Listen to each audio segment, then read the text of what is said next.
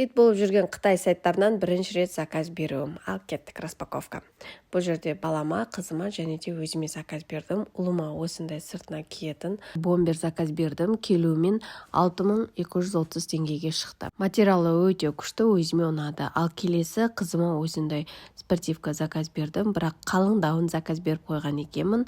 Сәл салқын күндері кисе болады. По размері келді. Келуімен 6350 теңге мамын сондайға шықты. Келесі бұл Pinduoduo сайтынан өзіме осындай фитнес киім заказ бердім. Түрі, түсі барлық өзім таңдағандай келді.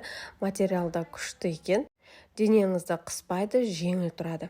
Осындай набормен келді. Кофточкасы, топигі, шортигі, потом лосинасымен бірге. Кигенге де ыңғайлы. Ал достар, келесі видеода Харгосқа, яғни МЦПСқа ешқандай да турсыз өз алдыңызға қалай баруға болатын толық видео түсіріп салып қойдым. Ол видеоның сілтемесін осы видеоның астындағы описанияға қалдырам, соны басып кіріп қарап көріңіз. Келесі кездескенше сау саламат болыңыздар. Каналыма тіркеліп, маған қолдау көрсетіп кетіңіздер.